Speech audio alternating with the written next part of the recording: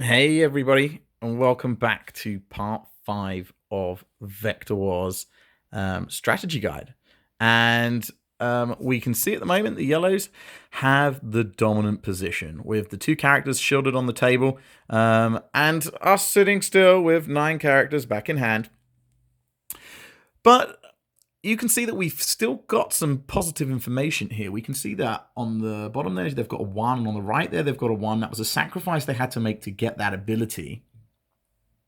However, we do have to consider that they might move that character into a slightly better position.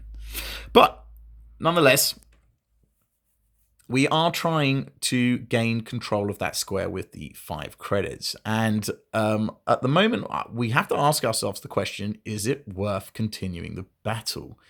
Because right now, the game doesn't actually have an impact to the final result if you control the grid. In fact, the only way to have an impact if you were to control the grid was to be controlling the entire grid. You'd have to control all 9 of the positions.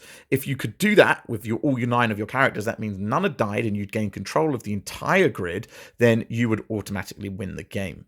But it's very hard to do, almost impossible. It means that they would have to have lost every single battle, which is unlikely.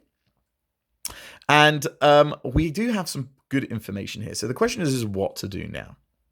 And we could start feeling out with some of our weaker characters again. We could attempt to do that bump move that we were talking about with Nona Tao.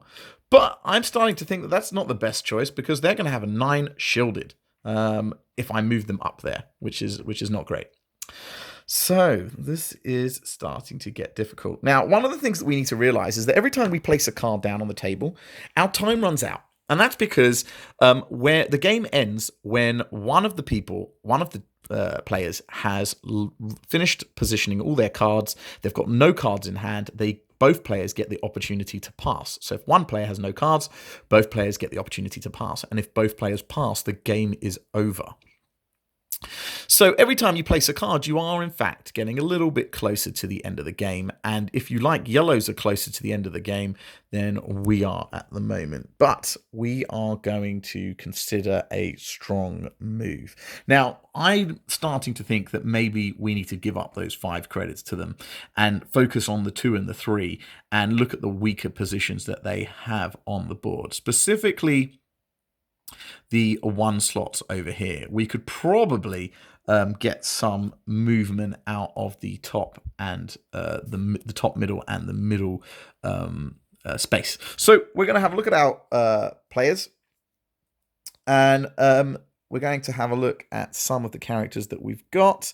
This is an interesting one. One of our more powerful characters lets us downgrade, augmentation downgrade all adjacent characters. That means that anything that's adjacent to this is going to get a -2 augmentation downgrade. To represent that, we do that by taking our dice, placing it on the center of the character that has it, and that's going to reduce the value of every side of that character by 2. So this now becomes a 0, a 4, a 7, and a 1. You cannot go below 0. So if it was 1, you can't go to -1. It would still just be a 0. So that is the lowest value that you can go.